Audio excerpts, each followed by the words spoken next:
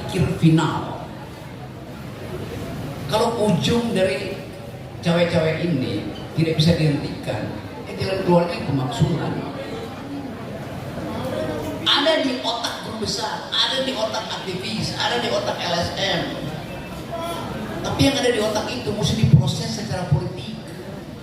Yang mampu memproses itu adalah PDIP, karena dia punya standing di DPR dan dia yang paling dirugikan dalam pertandingan politik hari ini. Jadi kalau PDIP cuman kesel sama Jokowi, nggak ada gunanya. Istilah pemaksulan itu adalah istilah hukum konstitusi. Istilah makar, istilah pidana. Kita mau pilih makar apa pemaksulan? Bagi kita yang ada di sini, istilahnya adalah delegitimasi.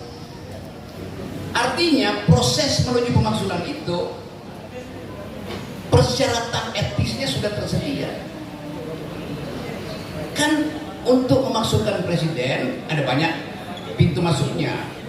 Perbuatan pidana, tak mampu lagi menjalankan kapasitasnya karena soal fisik atau kesehatan. Tapi ada satu hal, yaitu presiden bisa dimaksulkan kalau dia melakukan tindakan-tindakan yang apa istilah konstitusinya, bukan cacat, ada istilahnya tuh, perbuatan tercelah. Jadi secara etik perbuatan tercela sudah dilakukan oleh beliau, yaitu memaksa anak kecil untuk menjalankan beban orang dewasa. Itu tercela. Anaknya sendiri dipaksa untuk jadi wakil presiden. Kan itu tercela. Orang tua tidak melindungi anaknya. Sekarang anaknya jadi bahan bulian, bahan tertawaan. Masa orang tua biarkan anaknya jadi bahan tertawaan? Kenapa itu terjadi? Bukan karena bapaknya ijazahnya palsu, tapi kapasitas untuk menilai mana yang layak dan mana yang tak layak. Kalau soal ijazah sudah berkali katakan, ngapain sih harus memaksakan diri menjadi sarjana? Buat apa? Yang masih tadi yang bertanya mahasiswa atau bukan yang soal ijazah? Bukan itu. Kamu lulusan universitas? Ya. Saya 5 kali masuk universitas. Saya kuliah pertama ilmu fisika, ilmu teknik. Kuliah kedua ilmu ekonomi. Kuliah ketiga ilmu hukum. Kuliah keempat ilmu politik internasional. Kuliah kelima filsafat. Saya mendeokan 4 fakultas.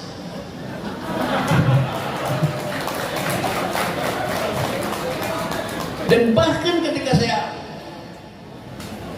memilih untuk lulus dari fakultas filsafat, sampai sekarang saya nggak pegang ijazah. Karena ijazah itu adalah dokumen negara. Tapi saya diminta mengajar dari S1, S2, S3 di UI. Ditanya, Anda mana ijazahnya? Ngapain nanya? Sekalian minta saya ngajar, ngapain kan nanya ijazah saya? Kalau saya melamar, saya bawa ijazah saya. Saya nggak pernah melamar di UI yang kamar saya untuk ngajar. Serius saya terangkan itu. Dan saya bikin perjanjian, kalau saya mengajar, jangan bayar saya. Sebab begitu Anda bikin perjanjian, saya akan bilang, mampu nggak Anda bayar 300 juta per bulan? Nggak bisa dia bayar. Sudah ada gratis aja dah. Toh saya masih bisa punya uang dengan ceramah, menulis, main gaple.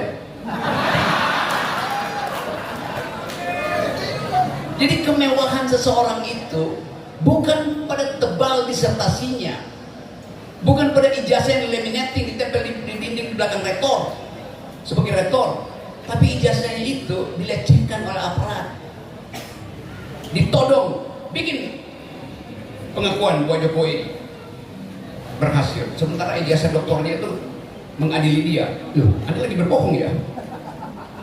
Kan itu dasar etiknya. Saya jadi saksi ahli utama tentang ijazah palsu itu, dan saya kasih kuliah tentang apa fungsi ijazah sebetulnya dalam peradaban.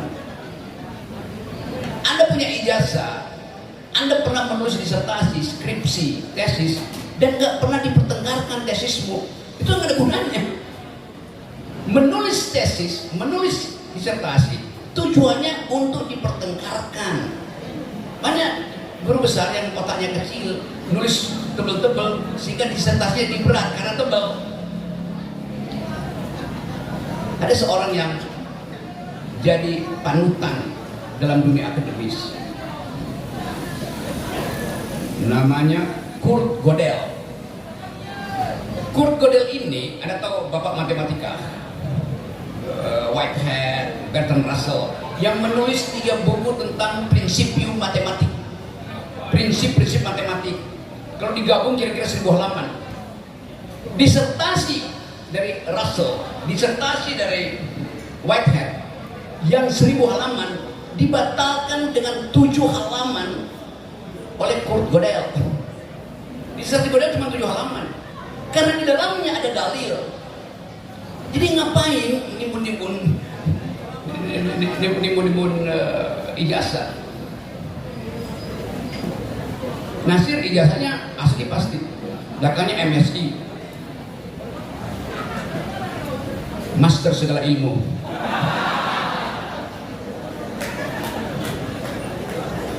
Enggak, MSI artinya manusia segala iklim. Dia hidup di dalam iklim macam-macam itu. Nah itu dia bisa pindah-pindah dapil.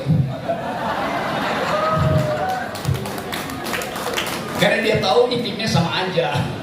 Cuma dia menikmati suasana. Mungkin dia anggap langsa ini ya lebih enak situasi intelektualnya. Tuh bisa debat tanpa, walaupun ngamuk di atas panggung, tapi persahabatan tetap terjaga. Kan itu yang kita inginkan hidup kan. Jadi sekali lagi soal ijazah itu buat saya, ijazah itu hanya tanda Anda pernah sekolah, bukan tanda Anda pernah berpikir.